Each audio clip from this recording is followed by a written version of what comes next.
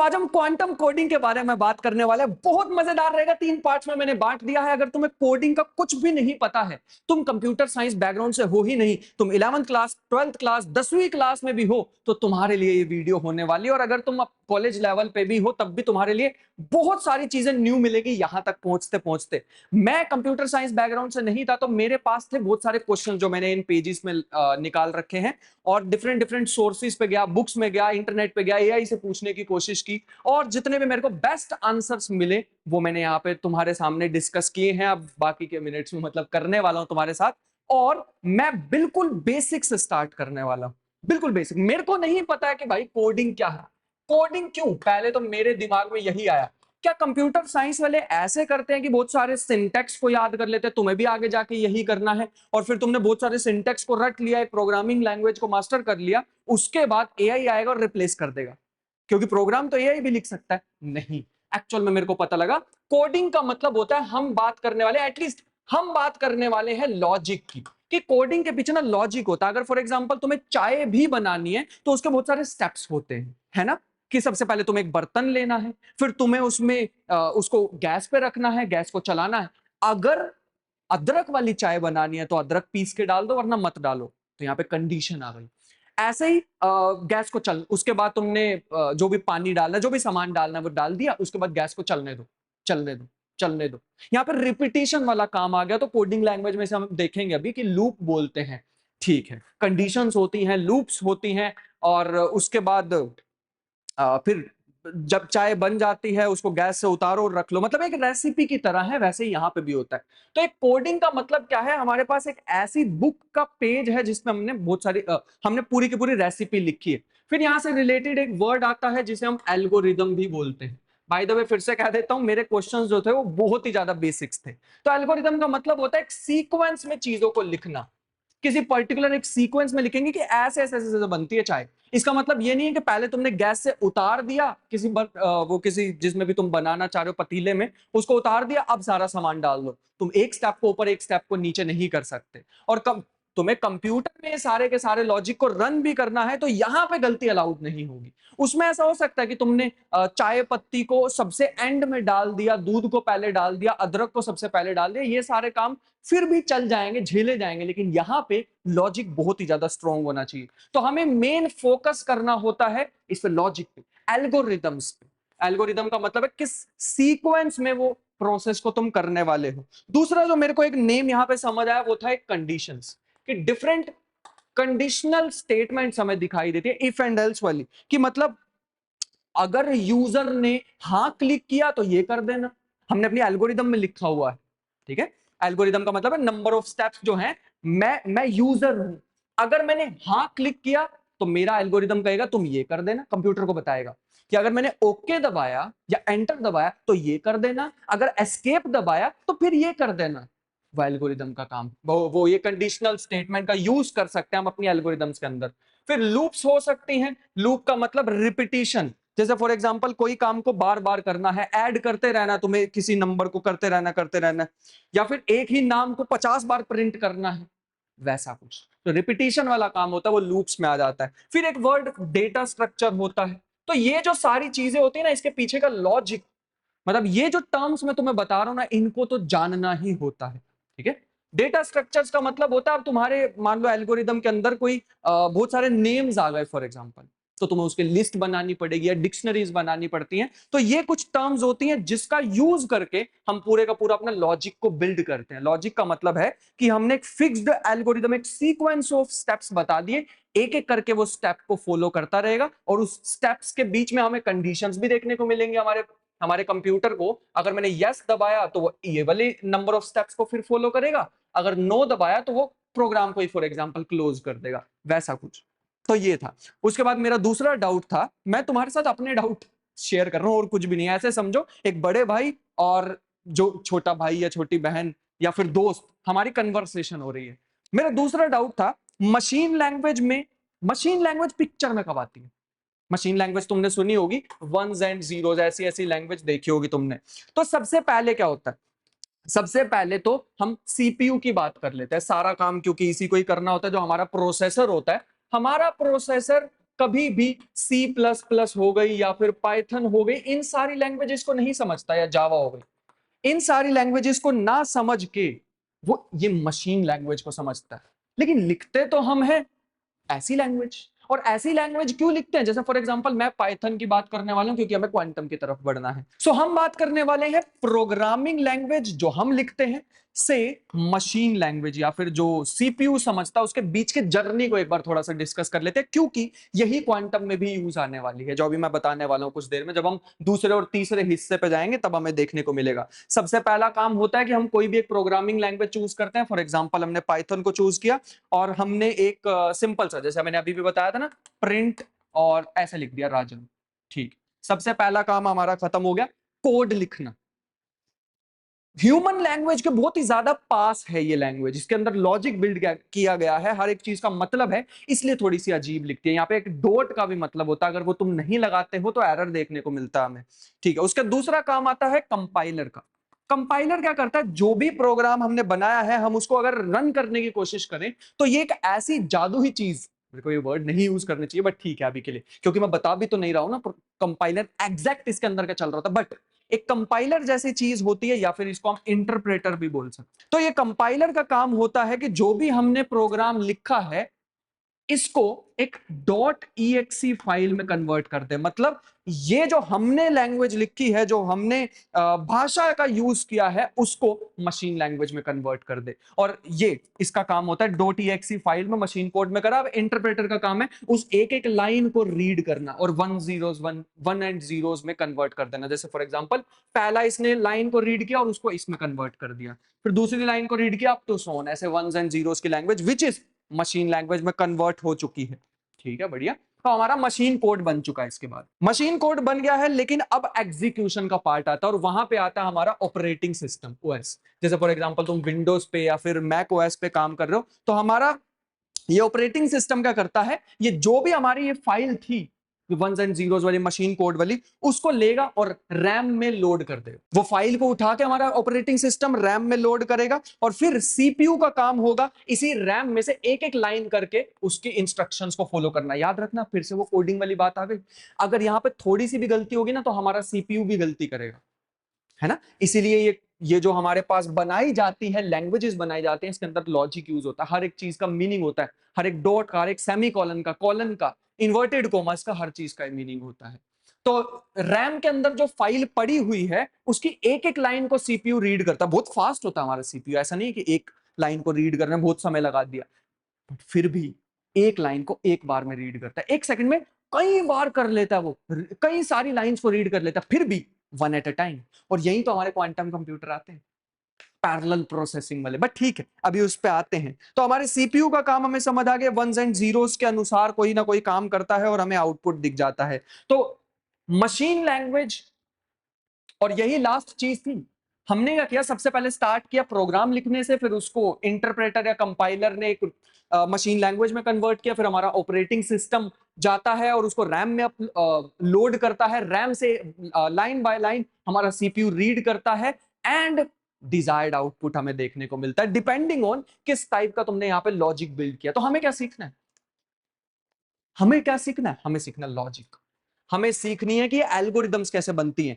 Eight the end of the day सारी चीजें zeros and once पे काम कर रही हैं। At the end of the day तुम्हें कोई नवा सिंटेक्स नहीं लिखना, तो तुम्हें लॉजिक सीखना पड़ेगा। और मैं बताता हूं कि मैं ऐसा क्यों बोल रहा हूं। लॉजिक, न्यू एल्गोरिदम्स बनाना सीखना पड़ेगा। रिसेंटली मैं एक अभी नेम नहीं रिवील करना चाहूंगा क्योंकि अभी उस पर वर्क चल रहा है, बट एक प्रोफेसर के साथ मिलकर एक पेपर लिखने की कोशिश कर रहा था, कंप्यूटेशनल केमिस्ट्री से रिलेटेड है। तो उसमें भी हम क्या कर रहे थे, हमको बैठ के सिंटेक्स थोड़ी लिख रहे थे, नहीं, हम एक प्रॉब्लम को ढूंढते हैं और उसको क्वांटम की भाषा देते हैं, खत्म। इतना ही हमारा काम है भाई। हमारा काम सिर्फ और सिर्फ इतना है कि हम रियल लाइफ प्रॉब्लम देखेंगे, उसको भाषा दे देंगे क्वांटम की, बस। बताता हूं आगे, तुम्हें भी इन फ्यूचर यही करना है। बट फिलहाल के लिए थोड़ा आगे बढ़ना चाहेंगे। दूसरा, मेरे को ऐसा क्वेश्चन आया कि जब भी मान लो मेरे को कोई न्यू एल्गोरिदम बनानी है, तो क्या मुझे न्यू सिंटेक्स भी बनाना होता है? द आंसर इज नो, बिल्कुल नहीं। हमें कोई न्यू सिंटेक्स, कोई न्यू प्रोग्रामिंग लैंग्वेज की जरूरत नहीं पड़ती है। जैसे फॉर एग्जांपल अगर मैं बात करूं आईबीएम की किसकिट के बारे में, या फिर गूगल की सिर्क, या फिर जो भी तुम इसकी प्रोनाउंसिएशन बोलना चाहो, मैं सिर्क बोल रहा हूं। सिर्क लैंग्वेज को यूज करके तुम्हें कोई भी न्यू सिंटेक्स बनाने की जरूरत नहीं पड़ेगी, क्योंकि इसमें सारी चीजें पहले से ही डिफाइंड, सारी जो काम की चीजें ऑलरेडी प्रेजेंट होती हैं। जैसे मैं तुम्हें बताना चाहूंगा कि हमारे काम के ऑपरेशंस होते क्या हैं। सबसे पहला, हमें क्यूबिट्स चाहिए।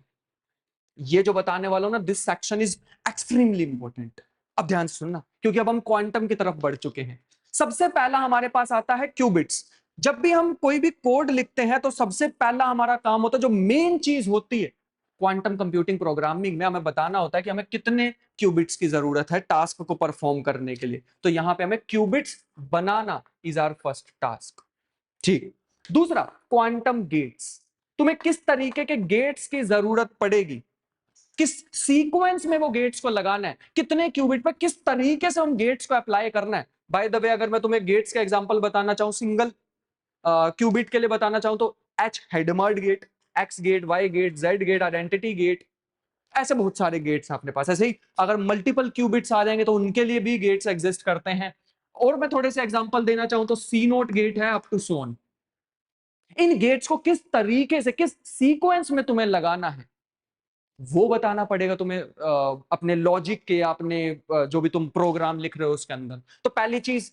दूसरी चीज, ये ऑलरेडी डिफाइन होता है इनके अंदर, तुम्हें न्यू सिंटेक्स बनाने की जरूरत नहीं। एटलीस्ट मुझे ऐसा लगता था कि मुझे अगर कोई न्यू एल्गोरिदम बनानी पड़ गई तो न्यू एल्गोरिदम बनाओ ना, किसने मना किया? सारी की सारी चीजें ऑलरेडी इसके अंदर डिफाइंड है। देखते जाओ अभी। तीसरा काम होता है क्वांटम सर्किट का। क्वांटम सर्किट का मतलब ये जो हमने पूरा का पूरा स्ट्रक्चर तैयार कर दिया है ना, इनका यूज करके, कि पहला क्यूबिट पे एक्स गेट लगा दो, दूसरे पे वाई लगा दो, फिर कंबाइन सी नोट गेट लगा दो, अप टू सोन। उसको हम कंबाइन चीज को हम क्वांटम सर्किट बोलते हैं। और फोर्थ हमारे पास है मेजरमेंट करना। अब मेन जीनियस, या फिर तुम्हारा भी नाम या फिर मेरा भी नाम इन फ्यूचर कब लोग जान पाएंगे? अगर मैं एल्गोरिदम्स बना लूंगा। मेरे पास at the end of the day यही चीजें हैं। At the end of the day मेरे पास यही कुछ वो वंस एंड जीरोस वाली लैंग्वेज ही होती है। उन्हीं का यूज करके उनको कैसे अच्छे तरीके से, यूजफुल तरीके से यूटिलाइज किया जा सकता है प्रॉब्लम सॉल्व करने के लिए, that is the genius level work. वैसा यहां पे भी होता है। मेन जीनियस इंसानों के, साइंटिस्ट की कहां बाहर निकल के आती है, जब वो इन्हीं चार चीजों का यूज करके यूजफुल टास्क को परफॉर्म कर लेते हैं। At the end of the day यही है हमारे पास। किसी भी क्वांटम कंप्यूटिंग प्रोग्रामिंग लैंग्वेज में जाएंगे तो, अगर मैं बात करना चाहूं फॉर एग्जांपल, यहां पे तो हम क्वांटम बिट्स की बात करते हैं, क्यूबिट्स की बात कर रहे हैं। अगर मैं थोड़ा सा वापस आना चाहूं क्लासिकल पे, तो मान लो बाइनरी और मशीन लैंग्वेज में क्या फर्क है फिर? बाइनरी भी जीरोस एंड वंस की लैंग्वेज में होती है और मशीन लैंग्वेज भी ऐसे। बस ऐसे समझ लो, ABCDEFG, वो ये बाइनरी लैंग्वेज। इनका यूज करके जो सेंटेंसेस बना रहे हैं, सेंटेंस बना रहे हैं, जैसे फॉर एग्जांपल बॉय बोल दिया मैंने, या फिर इसको 3 4 5 1 0, इस चीज को आज के बाद जब भी मैं अपनी मशीन को, अपने अपने सीपीयू को ये वाला नंबर दूंगा, तो वो ए को रिप्रेजेंट कर देगा। मतलब वो सारे पिक्सल को ऑन एंड ऑफ कर देगा मेरी स्क्रीन पे, ताकि मुझे ए दिखाई दे। तो पर्टिकुलर सीपीयू के लिए, जैसे फॉर एग्जांपल पर्टिकुलर प्रोसेसर, जैसे इंटेल का प्रोसेसर है, उसके लिए इस स्ट्रिंग का मतलब, string of one and zero का मतलब है ए। कोई और सीपीयू होगा, कोई और प्रोसेसर होगा, तो उसके लिए कोई अलग सीक्वेंस होगी ऐसी ही नंबर की। तो ये है हमारे पास वो एबीसीडी वाला काम, और ये है सेंटेंसेस बनाना।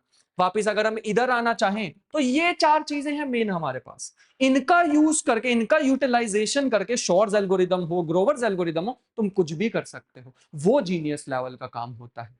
मतलब 10 की पावर, मैं हमेशा बोलता हूं ना, अगर हमारे पास 300 क्यूबिट्स हैं तो लगभग हमारे पास 10 की पावर 90 पॉसिबिलिटीज हैं जिनको एक्सप्लोर कर सकते हैं एक बार में। क्लासिकल कंप्यूटर नहीं कर सकता, ये काम कर ही नहीं सकता, कितना भी समय दे दो उसको, समय की लिमिटेशन है। तो ये टास्क परफॉर्म कर पाना 10 की पावर 90 तो कोई भी कर लेगा ना यार, एक रन ही तो दबाना है। इसको यूज करके यूजफुल टास्क कैसे, यूजफुल काम कैसे निकाले जा सकते हैं, वो जीनियस लेवल का काम होता है। जैसे डॉयच एल्गोरिदम है, जैसे बर्नस्टीन एल्गोरिदम है, जैसे बर्नस्टीन जोत्सा एल्गोरिदम है, और और शॉर्स मैंने बताया तुम्हें, क्वांटम फूरियर ट्रांसफॉर्म है, और बहुत सारी ऐसी चीजें हैं जिनको हम इन्हीं के कॉम्बिनेशन को यूज करके करते हैं, यूटिलाइज। ठीक है, और फिर मेरे दिमाग में आया कि मैंने एक वर्ड सुना जो तुम भी सुनोगे, which is that is the final part of पहला हिस्सा, कि मैंने सुना दो वर्ड थे, एक था कंपाइलर और एक था इंटरप्रेटर और एक था ट्रांसपाइलर। तो मैं इसमें बहुत ही ज्यादा कंफ्यूज हो गया कि अब ये क्या चीजें आ गई। इंटरप्रेटर का या कंपाइलर का मतलब तो मुझे समझ आ गया। कंपाइलर का मतलब होता है कि प्रोग्रामिंग लैंग्वेज को मशीन कोड में कन्वर्ट करना। जो मैंने कोड लिखा है पाइथन में फॉर एग्जांपल, उसको machine code ones and zeros में कन्वर्ट करना। बट अगर हम इधर की साइड आ जाए, ट्रांसपाइलर क्या करता है, तो ये करता है प्रोग्रामिंग या फिर हमारे कोड को जो हम लिखते हैं, हमारा कोड इनटू मशीन कोड, इसमें कन्वर्ट करने का काम होता है। लेकिन ट्रांसपाइलर का काम होता है जो हाई एंड लैंग्वेजेस हैं या फिर जो जो हमारा लिखा हुआ कोड है उसको, सुनने में थोड़ा अजीब लगेगा बट हमारे लिखे हुए कोड को हमारे लिखे हुए कोड जैसे में ही कन्वर्ट कर देगा। इसका मतलब है ये क्या करता है, हाई लेवल भाषा को हम इसको, ये काम होता है ट्रांसपाइलर का। क्यों जरूरत पड़ रही है उसका समझते हैं। जैसे फॉर एग्जांपल मैंने कोड लिख दिया, मैंने ना एक ऐसा सर्किट बना दिया, ये रहा एक, ये रहे दो क्यूबिट्स, अब फिलहाल के लिए तो जीरो ही स्टेट में तो बिट बोल लेते हैं। मैंने इस पे लगाया एक्स गेट, इस पे लगाया हेडेमार्ट गेट, उसके बाद कुछ ऐसे ये लगा दिया मैंने सी नोट गेट, अब तो सोनी, ये मैंने बना दिया एक क्वांटम सर्किट। ठीक, बढ़िया, बहुत अच्छी बात, बना दी। नेक्स्ट, अब मेरा ये मैंने जो लिखा है ना, ये आइडियल सर्किट बोलते हैं हम इसे। मैं चाहता हूं कि मेरा क्वांटम कंप्यूटर इसे इसका यूज करके मेरे को एक पर्टिकुलर टास्क को परफॉर्म करके दिखा दे। अरे भाई साहब, उतने एफिशिएंट क्वांटम कंप्यूटर है कहां अभी, है ना। तो जैसे फॉर एग्जांपल मैंने चूज कर लिया कि मैं यूज करना चाहता हूं आईबीएम का जो मुंबई में पड़ा हुआ है उनका एक सिस्टम, उस पर रन करना चाहता हूं इसे। दिक्कत सुनो, दिक्कत ये आ गई कि जो ये सर्किट है ये है आइडियल सर्किट। आइडियल का मतलब होता है ऐसा होना चाहिए थ्योरेटिकली, ये थ्योरी है, लेकिन प्रैक्टिकली क्या चल रहा है यहाँ पे, क्या इसकी क्षमता है, क्या इसकी पावर है कि इस सर्किट को चला सके? द आंसर इज नो, नहीं, अभी उतने एफिशिएंट नहीं।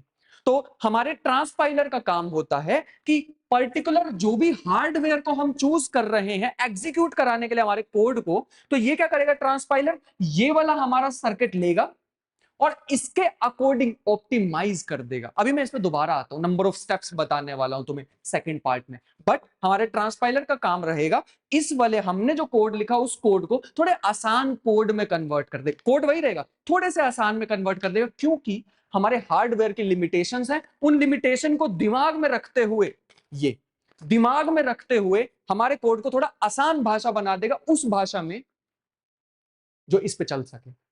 फिलहाल के लिए अगर मैं पाइथन में लिख रहा हूं या फ्रेमवर्क यूज कर रहा हूं किसकिट, तो वो उस चीज को चेंज ना करके बस थोड़ा सा सिंप्लीफाई कर देगा। बाकी उसके बाद नंबर ऑफ स्टेप्स फिर से वैसे ही रहेंगे कि फिर बीच में हमने जो ट्रांसपाइलर ने जो कन्वर्ट करा है वो भी कोड ही है, वो मैं भी समझ सकता हूं। बट फिर उसके उसके बाद नेक्स्ट स्टेप क्या होगा, मैंने लिखा, फिर ट्रांसपाइलर का काम आया, उसने थोड़ा इसके अकॉर्डिंग ऑप्टिमाइज करा, फिर तीसरा काम आएगा कंपाइलर का, कंपाइलर क्या करेगा, वही मशीन कोड में कन्वर्ट करेगा अप टू सोन। वो वाले स्टेप्स थोड़े अलग हैं, वो अभी मैं बताता हूं। तो ये था हमारे पास पहला स्टेप, पहला बेसिक्स। अब दूसरे पे चलते हैं, थोड़े क्वांटम कॉन्सेप्ट्स की तरफ चलते हैं और ट्रांसपाइलर से ही स्टार्ट करते हैं। तो दूसरे हिस्से में अगर हम देखें तो मैं स्टार्ट यहीं से करना चाहूंगा, कंपाइलर वर्सेस ट्रांसपाइलर। थोड़ा और इसमें डीप चलते हैं क्योंकि मेरे पास और है बताने का। मटेरियल की कमी नहीं है भाई के पास, क्योंकि मेरे को क्वेश्चन वो बिल्कुल बच्चों वाले क्वेश्चन पूछने में बड़ा मजा आता है कि ये कैसे काम करता है, ये क्या है, इसका लिमिटेशन क्या है, क्या सारी की सारी चीजों को एल्गोरिदम्स में कन्वर्ट किया जा सकता है। मैं मानता हूं कि हमारा यूनिवर्स एक बहुत बड़ा क्वांटम कंप्यूटर है। मैं ये नहीं मानता कि वो कंप्यूटर है, एट लीस्ट वो क्वांटम कंप्यूटर की तरह बिहेव करता है, प्रोसेसेस चल रही हैं फंडामेंटल लेवल पे। याद रखना, मैंने बेसिस मान के, हर किसी को एक डिसीजन तो लेना ही पड़ता है। मैंने ये डिसीजन लिया कि मेरे को बेस्ट थ्योरी लगती है सेथ लॉयड, जिसको सपोर्ट करते हैं। सेथ लॉयड नाम याद रखना, उनकी एक बहुत अच्छी बुक भी है प्रोग्रामिंग द यूनिवर्स, उसे पढ़ सकते हो, वरना मैं अपनी वीडियोस में थोड़ा थोड़ा करके पूरी बुक को खत्म कर ही दूंगा। बट सेथ लॉयड, ये भी उसे सपोर्ट करते थे, बहुत ज्यादा स्ट्रांगली सपोर्ट करते थे। बट फिलहाल के लिए वापस आना चाहेंगे, हमारा यूनिवर्स कंप्यूटर है, ये नहीं बोल रहा, क्वांटम कंप्यूटर की तरह बिहेव करता है। कोई उसे ऑपरेट कर रहा है क्या? नहीं, मैंने बोला ही नहीं कि कंप्यूटर वैसे वाला कंप्यूटर है जो हमने बना रखा, नहीं, मैं बोल रहा हूं फंडामेंटल लेवल पे कैलकुलेशंस ही हो रहे हैं, कोई कर नहीं रहा है वो कैलकुलेशन। तो फिर यूनिवर्स क्या कंप्यूट करता है? खुद को ही। फिलहाल के लिए यहां पे वापस आते हैं, वरना आउट ऑफ द टॉपिक थोड़े चले जाएंगे। अगर हम ट्रांसपाइलर की सबसे पहले बात करें तो ट्रांसपाइलर का काम होता है एक आइडियल सर्किट को, एक अगर हमारे पास आइडियल सर्किट है तो उसको हार्डवेयर ऑप्टिमाइज्ड बनाना, हार्डवेयर ऑप्टिमाइज्ड सर्किट बनाना, बस सिर्फ और सिर्फ इतना ही काम होता है। और उसके बाद जैसे ये हार्डवेयर ऑप्टिमाइज्ड बना लेता है, फिर कंपाइलर का काम आ जाता है उसको मशीन कोड में कन्वर्ट करने के लिए। लेकिन इस बार मशीन कोड वो जीरोस एंड वंस नहीं होता, इस बार फिजिकल पल्सेस भेजी जाती हैं। पल्सेस मतलब वो माइक्रोवेव्स को भेजना, या लेजर की पल्सेस को भेजना, या फिर वो क्या नाम था उसका, बीम स्प्लिटर का यूज करना। अभी बताता हूं, 3 वर्ड्स मैं यहां पे लिख देता हूं, मैं ना भूल जाऊं, ना, मेरे को बताने हैं। एक तो है माइक्रोवेव पल्सेस। ध्यान रखना, एक बात और ध्यान रखना, ये कोई ऐसा लेक्चर नहीं है, मैंने फिर से बोल देता हूं, ये तो दो दोस्तों की कन्वर्सेशन है, खत्म। एक वर्ड होता है गेट डीकंपोजिशन। जैसा मैंने अभी तुम्हें बताया, ये थोड़े से वर्ड हैं जिसको अगर हम ध्यान में रख लेंगे तो हमारे बहुत ज्यादा काम में आने वाले हैं। जैसे सबसे पहला वर्ड है हमारे पास गेट डीकंपोजिशन, जिसका मतलब है अगर हमने बहुत ही ज्यादा कॉम्प्लिकेटेड गेट्स को अपने अपने क्वांटम कंप्यूटर पर रन करने की कोशिश की, तो सबसे बड़ी जो दिक्कत आ सकती है वो ये है कि हमारा हार्डवेयर अभी उतना ज्यादा स्ट्रांग है नहीं। तो ये कंपाइलर, ये ट्रांसपाइलर क्या करता है, उसको नेटिव गेट्स में, सिंपल गेट्स में ब्रेक कर देता है। मैं वर्ड यहाँ पे नेटिव यूज करना चाहूंगा, क्योंकि पर्टिकुलर हार्डवेयर के लिए पर्टिकुलर छोटे छोटे गेट्स में ब्रेक करना, ठीक है, सभी हार्डवेयर के लिए सेम नहीं होता ये। तो डिपेंडिंग ऑन मैं किस हार्डवेयर को यूज करूं, आईबीएम, गूगल, आईबीएम के कितने सारे हैं, तो नेटिव गेट्स में तोड़ना, बहुत कॉम्प्लिकेटेड चीज को छोटे छोटे पार्ट्स में तोड़ना, ये काम कर सकता है ट्रांसपाइलर। दूसरा, क्यूबिट मैपिंग। अब तुमने तो बोल दिया कि तुम्हें 5 क्यूबिट्स की जरूरत है, भाई उसके अंदर 300 क्यूबिट हैं अभी, तो कौन से वाले ढंग के क्यूबिट है वो भी तो ढूंढना पड़ेगा। बेस्ट क्यूबिट को ढूंढना वो भी ट्रांसपाइलर का ही काम होता है, कि ये वाले क्यूबिट्स को यूज कर लो, क्वांटम पार्टिकल्स को यूज कर लो जो चिप के अंदर है, ठीक है। तो इसका काम होता है वर्चुअल क्यूबिट्स को, ये काम होता है फिर से ट्रांसपाइलर का, कि तुमने तो बोल दिया कि तुम्हें 10 क्यूबिट चाहिए, कौन से वाले, उसके अंदर जो बेस्ट क्यूबिट्स होंगे उस पर तुम्हारा रिजल्ट को परफॉर्म किया जाएगा। और लास्ट हमारे पास ऑप्टिमाइजेशन, जैसा मैंने बताया ही था कि, तो एक्चुअल में ऑप्टिमाइजेशन का मतलब होता है कि तुमने बहुत बड़ा सा कोई अपनी एल्गोरिदम लिख दी, या फिर कोई टास्क को परफॉर्म करना चाहते हो, तो ये जो ट्रांसपाइलर है उसको स्मॉल स्मॉल पार्ट्स में ब्रेक कर देता है, ताकि नॉइज कम की जा सके, जो एरर रेट है उसको जितना हो सके कम किया जा सके। तो ये 3 काम होते हैं। सबसे पहला, जो बहुत ही तुमने कॉम्प्लिकेटेड गेट्स लिख दिए हैं, उन कॉम्प्लिकेटेड या कॉम्प्लेक्स गेट्स का छोटे छोटे या फिर नेटिव पार्ट्स में तोड़ देना, पहला काम। दूसरा काम है क्यूबिट मैपिंग का, कि तुमने बोल दिया 5, तो ये 5 ढंग के क्यूबिट पे कर देगा। तीसरा, ऑप्टिमाइजेशन की, बहुत बड़ा सर्किट बना दिया, उसको छोटे छोटे पार्ट्स में ब्रेक करके फिर उसको परफॉर्म कराना, ताकि जो फाइनल आउटपुट है उसमें एरर कम से कम आ सके। और फिर उसके बाद इसका मतलब है ट्रांसपाइलर, ये क्या लिखा मैंने, ट्रांसपाइलर, ट्रांसपाइलर का फाइनली हमारे पास काम होता है कि किसी भी आइडियल क्वांटम सर्किट को हार्डवेयर ऑप्टिमाइज्ड क्वांटम सर्किट में कन्वर्ट करना। That is the main thing जो मुझे पर्सनली लगी, कि आइडियल क्वांटम सर्किट है उसको क्वांटम सर्किट में कन्वर्ट करना, ये ट्रांसपाइलर करता है। और उसके बाद हमारे पास काम आता है इसका कंपाइलर, ट्रांसपाइलर के बाद। इस बार कंपाइलर उसको वंस एंड जीरोस की लैंग्वेज में अगर कर भी देगा, वंस एंड जीरोस की लैंग्वेज में, तो इसका मतलब ये होगा कि इस बार हमारा जो कंपाइलर है वो बताएगा कि इस पर्टिकुलर गेट को परफॉर्म करने के लिए, ये रही हमारी quantum chips, chips, quantum chip, और इसके अंदर बहुत सारे क्वांटम पार्टिकल्स एंटेंगल्ड भी हैं और एरर फ्री है। मान लो एकदम बेस्ट, घर पे बैठ के मैंने ही बना दिया रात में एक क्वांटम चिप को, एज्यूम कर लेते हैं ना, ऐसे थोड़ी बनती है, बट इसके अंदर पूरे एंटेंगल भी अच्छी तरह परफॉर्म हो सकता है। अब मेरे को बड़ी केयरफुली, मेरे को ये माइक्रोवेव पल्सेस को छोड़ना पड़ेगा, या फिर अगर ट्रैप्ड आयंस की बात कर रहे हैं तो लेजर पल्सेस को छोड़ना होगा, या फिर अगर हम फोटोनिक क्वांटम कंप्यूटिंग की बात कर रहे हैं तो फिर मेरे को बीम स्प्लिटर का यूज करना पड़ेगा इन गेट्स को परफॉर्म करने के लिए। और बाय द वे, अगर मैं कभी भी बोलूं ना कि हेडेमार्ड गेट परफॉर्म करने, हेडेमार्ड गेट कोई डिब्बा नहीं है जिसके अंदर क्यूबिट जाएगा तो उसकी ऐसे स्टेट बन जाएगी पॉजिटिव, मतलब 1/√2, 0+1। अगर ये नहीं समझ आ रहा कि हेडेमार्ट क्या होता है, वीडियोस बना रखे, जरूर चेकआउट करना, ठीक है। बट फिलहाल के लिए हेडेमार्ट गेट कोई डिब्बा नहीं है, यही इलेक्ट्रिक पल्सेस, यही सॉरी इलेक्ट्रिक नहीं, यही माइक्रोवेव पल्सेस या लेजर या बीम स्प्लिटर ही उनको करते हैं कि किस हिसाब से कितनी स्ट्रेंथ की या कितनी फ्रीक्वेंसी की पल्सेस भेजी जा रही है, डिपेंडिंग ऑन दैट हम डिफरेंट ऑपरेशंस को परफॉर्म कर सकते हैं। हम उसको एंटेंगल्ड, हम उसको ये सुपरपोजिशन स्टेट में ला सकते हैं अप टू सोन। तो ये हमारा कंपाइलर करता है। आप देख पा रहे हो ना फंडामेंटल डिफरेंस क्या है। और फंडामेंटल डिफरेंस ये भी है कि अगर हमारे पास 300 क्यूबिट है तो इस बार एंटेंगलमेंट प्रॉपर्टी आ सकती है। एंटेंगलमेंट मतलब ये सारे के सारे आपस में जुड़े हुए भी हो सकते हैं, ये भी तो चीज आ गई। तो एकदम एक्सपोनेंशियल स्पीड अप हो जाता है। अभी तक हम क्या कर रहे थे, हमारा जो सीपीयू था वो क्या करता था, जैसे फॉर एग्जांपल 101 है, इसको मैं 5 बोल सकता हूँ, है ना, 0000001 अप टू सोन, ऐसे करते करते देखना है 5 आएगा। बट हमारा जो मेन सीपीयू था वो क्या करता है, एक एक करके नंबर्स को प्रोसेस करता था। वो जो सीक्वेंस ऑफ नंबर होते हैं ना, स्ट्रिंग, उसको एक एक करके प्रोसेस कर रहा है। बट यहां पर सिर्फ फर्क इतना होगा कि जितनी भी 8 पॉसिबिलिटी वैसे इसकी बनती हैं, बना के देखना, तो वो टोटल 8 पॉसिबिलिटीज को एक साथ प्रोसेस कर दे। Reason, superposition and entanglement. कैसे कर पाएगा और मैं डिफरेंट गेट्स को कैसे परफॉर्म कर पाऊंगा, पल्सेस का यूज करके। तो मैं बताना चाहूंगा फाइनली तुम्हें वो स्टेप।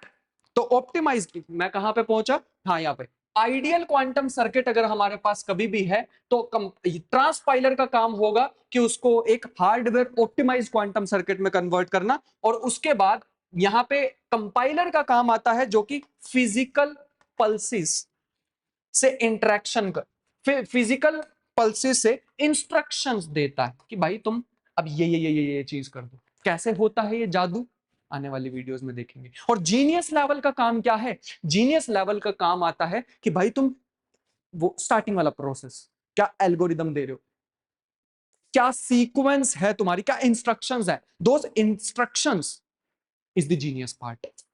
वो जो एल्गोरिदम्स है ना, जैसे शोर का हम नाम क्यों जानते हैं, क्यों शोर को और डेविड डॉयच को नोबेल प्राइज देना चाहिए था 2025 का। दे डिजर्व इट बिकॉज उन्होंने वो एल्गोरिदम्स, उन्होंने वो स्टार्टिंग के डेज में वो क्वांटम कंप्यूटिंग पे काम किया है। वैसे तो उन्होंने अपनी जिंदगी में बहुत ही बेहतरीन काम किया है, बट दो चीजें सबसे ज्यादा मेजर लेवल पे हैं, which is the algorithm they have given.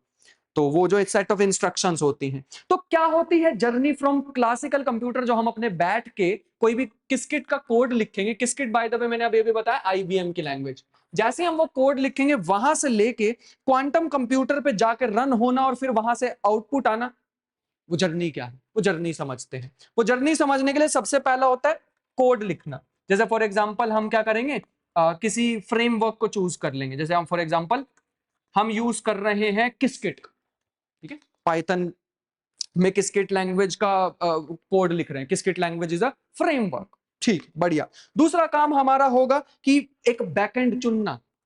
Backend का मतलब कि हमें सबसे पहले क्या करना है, आईबीएम और स्लैश, फॉर एग्जांपल मैं कोई एग्जैक्ट नहीं होता, वैसे ही कुछ भी नेम लिखना है मुझे तो मैं लिख देता हूं, आईबीएम मुंबई। ये हार्डवेयर पे मैं अपने जो भी प्रोग्राम है उसको रन कराना चाहता हूं और आउटपुट देखना चाहता हूं। तो हमने एक चूज कर लिया क्वांटम हार्डवेयर, इसे हम क्वांटम हार्डवेयर बोल सकते हैं। तो इसे जैसे ही मैंने चुना, नेक्स्ट स्टेप मेरा होगा कि जैसे मैंने, फिर ट्रांसपाइलर का काम आएगा और ट्रांसपाइलर इसे चुने गए क्वांटम हार्डवेयर के अकॉर्डिंग ऑप्टिमाइज कर देगा।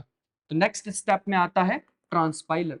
अभी अभी मैंने तुम्हें पूरी ट्रांसपाइलर की पूरी कहानी बताई है कि एक्चुअल में वो करता क्या है। जो भी हमने अगर ये चूज किया तो इसके अकॉर्डिंग उसको ऑप्टिमाइज कर देगा। अगर तुमने आईबीएम जेनीवा कोई वहां का चूज किया तो उसके अकॉर्डिंग कर देगा। अगर तुमने चाइना का कोई कंप्यूटर यूज किया है तो तुम्हारा कंप्यूटर हैक हो जाएगा। मतलब समझ पा रहे हो मैं क्या कहना चाह रहा हूँ, कि वैसा कुछ हो सकता है, ठीक है। नहीं भाई, अब चाइना वाले भी देखो बढ़िया हो गए, हम बहुत आगे निकल रहे हैं हमसे, अब हमारी बारी है, ठीक है। चाहे अब मेरी वीडियोस पे थोड़े कम व्यूज आते, लेकिन मेरे को पता है कि भाई जो देख रहा है ना वो थोड़ा सा कंसर्न्ड है फ्यूचर को लेके, और वो भी इस थ्योरेटिकल ब्रांच में, बहुत ज्यादा डिफिकल्ट ब्रांच में घुस के तबाह करना चाहता है सारी चीजों को, क्योंकि भाई इतनी खतरनाक ब्रांच होने वाली है। ऐसे ही थोड़ी मैंने अपनी लाइफ का पार्ट बना लिया ऑलमोस्ट इसे। तो उसके बाद क्या होता है, जॉब सबमिशन का पार्ट। जॉब सबमिशन का मतलब होता है अब जो तुम्हारी फाइल है वो कन्वर्ट हो जाएगी क्यू ओ जे में, क्वांटम ऑब्जेक्ट में जी। ठीक है, ये फाइल अब जाएगी इंटरनेट से आईबीएम के क्लाउड सर्वर तक, जहां पे तुम्हारा ये जाएगी आईबीएम के क्लाउड सर्वर तक। पूरी प्रोसेस बताने वाला हूं, देखते जाओ बस। अभी जैसे ही आईबीएम के क्लाउड सर्वर तक जाएगी, नेक्स्ट स्टेप होगा क्यू में लगना। भाई धक्का मुक्की नहीं करनी होती है यहाँ पे। एक्चुअल में कई सारे लोग हैं, अब हार्डवेयर भी लिमिटेड है अपने पास। ऐसा तो है नहीं कि हमने 5000 क्वांटम कंप्यूटर बना लिए हैं, लिमिटेड क्वांटम कंप्यूटर है हमारे पास। तो वहां पे जाके क्यू में लग जाएगी। पहले जिन्होंने भेजी होगी फाइल्स, पहले उनकी एक एक करके रन होगी क्वांटम कंप्यूटर में, फिर तुम्हारी बारी आएगी। लेकिन जैसे ही तुम्हारी बारी आएगी तो असली क्वांटम कंप्यूटर पे एग्जीक्यूशन होगा। तो ये आए हमारे पास एग्जीक्यूशन वाला पार्ट, कि जो भी तुम्हारी फाइल थी वो क्लाउड सर्वर, ये जो फाइल हमारी है ओबी, ये क्वांटम ऑब्जेक्ट फाइल है, ये जाके क्वांटम कंप्यूटर में जैसे ही फाइल पहुंचेगी, फाइल में क्या है, ये जो क्वांटम ऑब्जेक्ट है इसके अंदर है इंस्ट्रक्शंस, जो क्वांटम कंप्यूटर लेगा और फिर वो पल्सेस को भेजना स्टार्ट करेगा। अगर फॉर एग्जांपल हम आईबीएम की बात करें या गूगल के सिर्क की बात करें, तो वहां पे सुपर कंडक्टिंग क्वांटम कंप्यूटिंग है। ठीक है, तो वहां पे माइक्रोवेव पल्सेस की बात होगी, या फिर जेनेडू की बात करें तो फोटोनिक क्वांटम कंप्यूटिंग की बात होगी, या फिर कोई ट्रैप्ड आयन की बात हो सकती है। किसी ने बनाया होगा, मेरे को कंपनी का नाम नहीं ध्यान आ रहा है, कमेंट बॉक्स में जरूर डाल देना। फिलहाल के लिए जैसे ही तुमने फाइल दी तो उसको पता लग जाएगा भाई ये वाली इंस्ट्रक्शंस मिली हैं। तो मतलब है इस स्टेप में क्या होगा, जो भी तुमने फाइल भेजी है जिसके अंदर इंस्ट्रक्शंस हैं, क्वांटम कंप्यूटर का जो कंट्रोल सिस्टम होगा वो उसको पल्सेस में कन्वर्ट कर देगा। और नेक्स्ट जिस भी तरीके से तुमने वो एल्गोरिदम लिखी होगी उसके अकॉर्डिंग वो पल्सेस परफॉर्म करने वाली हैं, वो इंस्ट्रक्शंस परफॉर्म करने वाली हैं। और फिर एट द एंड क्यूबिट्स पे होगी मेजरमेंट। और ये प्रोसेस एक बार नहीं कई बार रिपीट किया जाएगा ताकि तुम्हें एक स्टैटिस्टिकल रिजल्ट मिल सके। क्योंकि अभी हमारे क्वांटम कंप्यूटर के अंदर बहुत सारे एरर्स, बहुत सारी नॉइजेस भी हैं, एटलीस्ट जो हमें प्रोवाइड किए जाते हैं उसके अंदर तो बहुत ज्यादा है, वरना तो पे करेंगे ना भाई वो। स्टैटिस्टिकल रिजल्ट दिया जाता है, मतलब कई सारी बार परफॉर्म करने के बाद तुम्हें एवरेज चीज दी जाती है कि ये लो भाई, हमने 1000 बार ये एक्सपेरिमेंट करा और 1000 में से 400 बार आया 01 और 600 बार आया 10। ये रहा तुम्हारा रिजल्ट, ये लो पकड़ो। मैं तो जस्ट ऐसे रैंडम बता रहा हूँ ये रिजल्ट।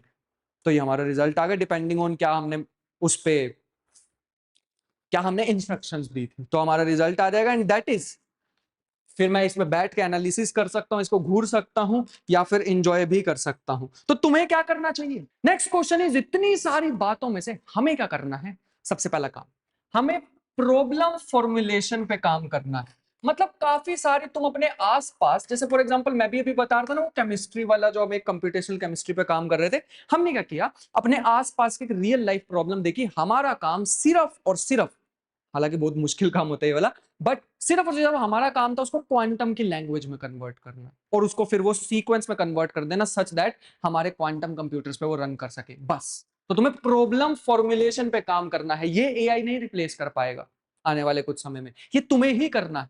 प्रॉब्लम ढूंढनी है, प्रोग्राम तुम लिखवा सकते हो, तुम्हारा बेस्ट असिस्टेंट तुम एआई को बना सकते हो या एआई एजेंट को बना सकते हो, तुम्हारे बिहाफ पर रिसर्च कर देगा। लेकिन वो क्रिएटिविटी वाला काम, अपने आसपास प्रॉब्लम ढूंढने वाला काम और उसको फिर क्वांटम की भाषा देने वाला काम, वो तुम्हारा होगा पहला। और दूसरा हमारा काम होगा क्वांटम फंडामेंटल्स। क्वांटम फंडामेंटल्स मतलब इसको तो तुम्हें मास्टर करना ही पड़ेगा, तुम्हें पता होना चाहिए सुपरपोजिशन क्या होती है, एंटेंगलमेंट क्या होता है, टेलीपोर्टेशन क्या होता है, नो क्लोनिंग थ्योरम क्या होता है, क्या मैं क्वांटम फील्ड थ्योरी को यहां घुसा सकता हूं, क्या वर्चुअल पार्टिकल्स क्या होते हैं, कंप्यूटेशनल केमिस्ट्री क्या होती है, वेरिएशनल क्वांटम एल्गोरिदम्स क्या होती है, क्वांटम फूरियर ट्रांसफॉर्म क्या होता है, शोर्स एल्गोरिथम, समझना पड़ेगा डीप जाके। इसकी नॉलेज तो मस्ट है, कोई रिप्लेसमेंट नहीं है। और इस चैनल पे सब कुछ मिलने वाला है, जैसे मैंने बताया ही था, तो फॉलो करते रहना। और मैं भी तो यार लर्निंग स्टेज में ही हूं, मैं 1 साल आगे हूं, बस इतना ही है। मैंने 1 साल में, और 1 साल आगे मतलब 1 साल वो गलतियां कर ली है, ऐसा नहीं बोल रहा कि 1 साल भाई मैं तुमसे बहुत ज्यादा ऊपर चल गया, नहीं नहीं नहीं।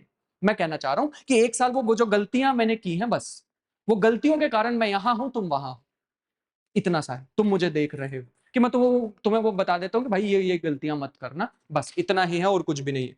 नेक्स्ट, हमें लीनियर अलजेब्रा के बारे में पता होना चाहिए। जब भी हम किसी क्वांटम सर्किट को देखेंगे आज के बाद, तुम्हारे दिमाग में वेक्टर्स एंड मैट्रिसेस वाली भाषा आ जानी चाहिए, आनी ही चाहिए वो वाली भाषा।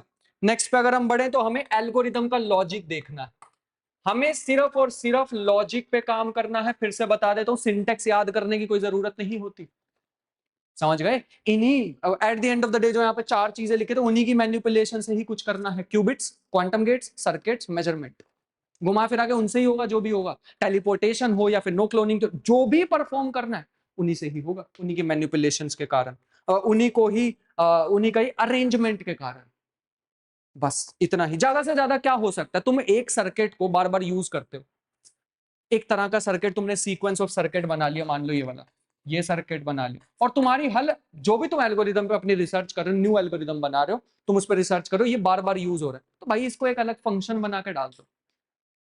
तुम एक फंक्शन बना दो इसका कि जब भी तुम उसको कॉल करा करोगे तो ये सर्किट लग जाया करेगा किसी पर्टिकुलर जगह पे। बस इतनी सी बात है, ये तुम्हें करना होगा।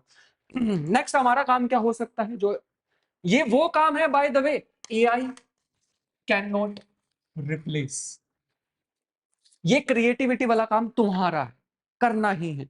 आगे बताना चाहूं तो उसके बाद हार्डवेयर की समस्याओं को समझना, हार्डवेयर की समस्याएं, प्रॉब्लम्स, ये तुम्हें करना होगा कि नॉइज क्या होती है, एरर करेक्शंस क्या होते हैं, कनेक्टिविटी क्या होती है, डीकोहेरेंस क्या होती है। क्यों अभी हमारे हार्डवेयर उतने स्ट्रॉन्ग नहीं है कि मैं उनको उसमें वो जैसे फॉर एग्जांपल हमारे जो प्लांट्स होते हैं उसमें फोटोसिंथेसिस प्रोसेस तो नॉर्मल रूम टेम्परेचर पे हो जाती है, लेकिन हमारे क्वांटम कंप्यूटर जो कि फिर से क्वांटम लेवल पे काम करते हैं, वो तो रेप्लिकेट नहीं कर पा रहे उस चीज को। वो करना, वो सारा इसमें आएगा कि हार्डवेयर में कहां दिक्कत आ रही है वो जानना। और उसके बाद फ्रेमवर्क का आर्किटेक्चर, इसका मतलब है कि हमें समझना होगा बैकएंड पे चीजें कैसे चल रही होती। ट्रांसपाइलर क्या होता है, पूरा एक्सप्लेन करने की कोशिश की। ट्रांसपाइलर के 3 काम होते हैं, ठीक है। उसके बाद शॉर्ट्स क्या होता है कि कितनी नंबर ऑफ टाइम्स तुम्हें अपने सर्किट को रन करना है, या ऐसा भी ना हो कि तुमने ऐसा कोई एल्गोरिदम लिख दी भाई, तुम क्वांटम कंप्यूटर को छोड़ दिया, वो इनफाइनाइट टाइम्स रन करता ही जा रहा, करता ही जा रहा, रिपीट करता जा रहा है, ऐसा भी नहीं करना। शॉर्ट्स का मतलब क्या होता है, बैकएंड का मतलब, ट्रांसपाइलर का मतलब, वो सारे काम तुम्हें जानने होंगे। ये वो काम है जो एआई रिप्लेस नहीं कर पाएगा। मतलब मैं ओवरऑल इसको भी समराइज करना चाहूं, और बहुत सारे वैसे तो मैंने पॉइंट्स बता दिए हैं, बट अगर मैं इसको थोड़ा समराइज करना चाहूं तो तुम्हारा काम होगा आर्किटेक्चर वाला, स्ट्रेटेजिस्ट वाला, स्ट्रेटेजी तुम्हें बनानी होगी। तुम्हारा काम प्रॉब्लम सॉल्विंग का रहने वाला है, वो काम तुम्हारा होगा, वो रिप्लेस नहीं कर पाएगा। और ये 6 चीजें हैं, इसको मास्टर करना है। एक पर्टिकुलर प्रॉब्लम ढूंढनी है अपने आसपास, जैसे केमिस्ट्री में तुमने कोई प्रॉब्लम ढूंढ ली कि केमिस्ट्री में जितने भी काम किए जाते हैं वो अप्रोक्सीमेशंस पे बेस्ड किए जाते हैं। जैसे फॉर एग्जांपल वो गूगल का जो डीप माइंड है उसने प्रोटीन स्ट्रक्चर्स ढूंढ लिए हैं, वो सारी चीज उन्होंने एक प्रॉब्लम फाइंड आउट की अपने आसपास, उसको एक भाषा देने की कोशिश की कंप्यूटर साइंस की। वैसे ही तुम्हें कोई केमिस्ट्री में ऐसी प्रॉब्लम ढूंढनी है जो अभी के लिए, फिलहाल के लिए जो साइंटिस्ट हैं वो अप्रोक्सीमेशंस मान के हमारे क्लासिकल कंप्यूटर को यूज करते हैं और उसको रन करने की कोशिश करते हैं। तुम्हारा काम होगा वो सेम प्रॉब्लम ढूंढनी है, बस उसको भाषा देनी है, क्वांटम की भाषा देने का काम तुम्हारा होगा। पहले तुमने एक भाषा सीखी है, अब तुम्हारा काम होगा कि प्रॉब्लम्स को भाषा दो, कैसे देना है वो ही सीखना होगा इन्हीं चीजों। तीसरे और फाइनल हिस्से पे चलते हैं। मेरे पास इस बार क्वेश्चंस जो थे वो ये थे, क्या ऐसा हो सकता है कि कोई ऐसी प्रॉब्लम हो जिसके लिए सिंटेक्स का हार्डवेयर ही ना बना हो। तो मेरे दिमाग में एक आया जिसपे मैंने कुछ दिन पहले एक वीडियो भी बनाई थी, फ्लावर्स की खुशबू। कहने का मतलब है मेरा जो लैपटॉप है फॉर एग्जांपल जिसमें मैं अभी रिकॉर्ड कर रहा हूं, वो एहसास नहीं कर सकता फूल की खुशबू का, इसकी कोई डिजिटल नाक नहीं है, क्योंकि वो जो एहसास करने वाला तरीका है ना, वो फंडामेंटल पे जाएं या फिर फोटोसिंथेसिस की जो प्रोसेस है, ये सारी चीजें क्वांटम क्वांटम प्रोसेसेस है, क्वांटम फिनोमिना। और क्वांटम लेवल पे अगर हम चले जाएं तो ये जीरोस एंड वंस वाली लैंग्वेज नहीं होती। हमारा जो दिमाग है फॉर एग्जांपल बताना चाहता हूं, मैं जो भी खुशबू लेता हूं वो मेरे नाक के रिसेप्टर्स में जाके बैठ जाती है, फिट हो जाती है। फिर वो जो रिसेप्टर्स में बैठ गए हैं मॉलिक्यूल्स वही खुशबू के, वो ब्रेन तक कैसे सिग्नल पहुंचा रहे हैं, इसकी एक पर्टिकुलर एक पॉसिबल थ्योरी है, टेलीपोर्टेशन, क्वांटम टेलीपोर्टेशन बोलते हैं। मतलब मैं इस बोर्ड में जितनी बार मर्जी अपना हाथ मार दूं, मैं इस बोर्ड के आर पार नहीं कर सकता अपना हाथ बिना इसको तोड़े। इलेक्ट्रॉन अगर कई सारी बार इस पे हिट करता रहे there exist some finite probability कि वो इसको क्रॉस करके दूसरी साइड चला जाएगा. That is in very simple word, in very simplified version, quantum teleportation.